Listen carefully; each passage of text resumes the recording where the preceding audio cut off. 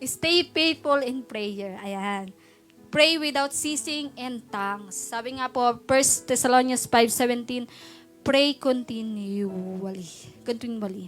Sabi, pray without ceasing. Dapat manalangin tayo ng tuloy-tuloy. Hindi lang every Friday. Hindi lang every Bible study natin. Kasi ito yung source ng lahat ng meron tayo. Pray, sabi nga, a prayerful person is a powerful person.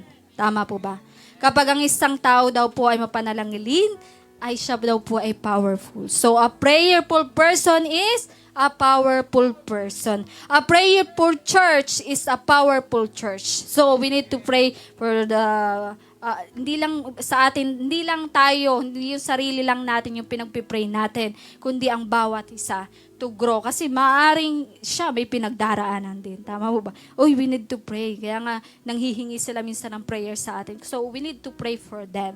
Not, hindi lang sa atin. Sabi nga, prayer is our oxygen. It is your daily connection to God. Just like you need air to live, you need to talk to God to feel close to Him. Ang prayer daw po is ang oxygen na parang air na hindi mo kayang, you can't breathe without God. It's our connection with God. Kung hindi ka na nakikipag-communicate sa Lord, paano ka pa mag-grow?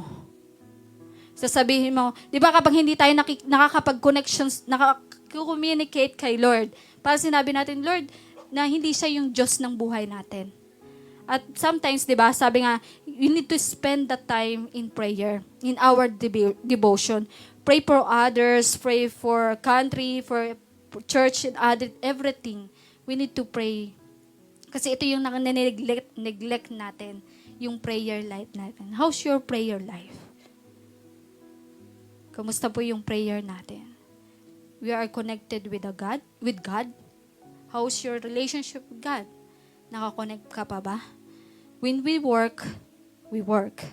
But when we pray, God works. So, napakahalaga po ng prayer.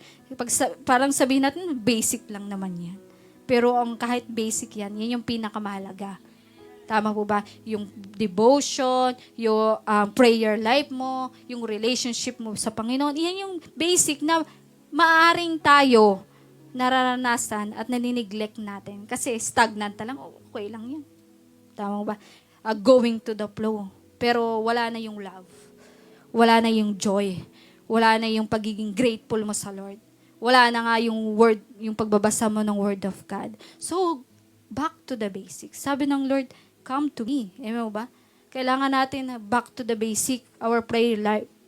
Sabi nga, if you want to stay free, you need to connect again to God through prayer. Kahit pa yan yung prayer na umiiyak ka, tama ba? Tumutuloy yung luha mo. Yung sarap kaya na hindi lang nagpipray tayo kasi may problema tayo, kundi everyday ginagawa natin yan. Amen po? Kahit na parang, Lord, ba't nasan ka? Ba't hindi kita nararanasan? Pero we continue praying. Kasi si Lord, nag-works siya. When we work. But when we pray, God works. Tama po?